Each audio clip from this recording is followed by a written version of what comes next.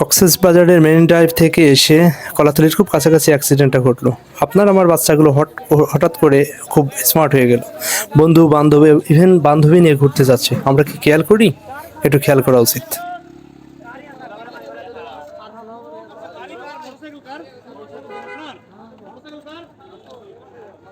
কিছু হয়েছে কিনা দেখো, যে কাছে একদম মানে ভয়াবহ অবস্থা, খুবই খারাপ।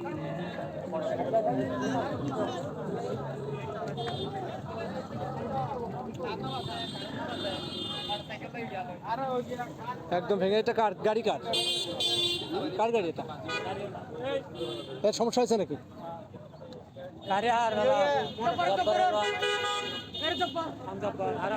গাড়ি ভেঙে আর মোটরসাইকেলের সাথে লেগে অ্যাক্সিডেন্ট হয়ে একদম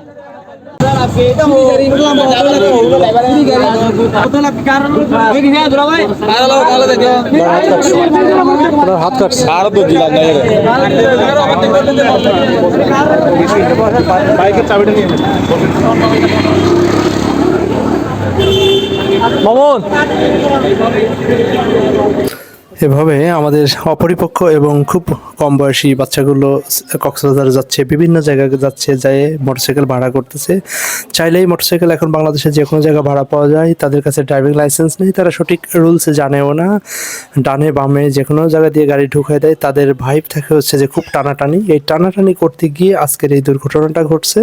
ছেলেটার দোষ ছিল। ছেলেটা যে গাড়িটা চালাচ্ছিল, এই গাড়িটা সে সোজা পথে যাচ্ছিল, হুট করে সে একদম ডানে ঢুকাই দিছে। ডানে ঢুকাই দিয়ে ওই যে 3 চাকার অটো, ব্যাটারি অটোর সাথে মেরে দিছে। ব্যাটারি অটোর অবস্থা খারাপ।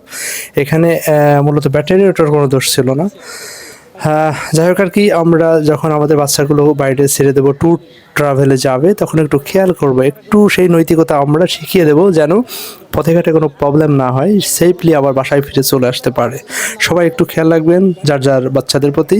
সবাই ভালো থাকবেন। আল্লাহ হাফেজ।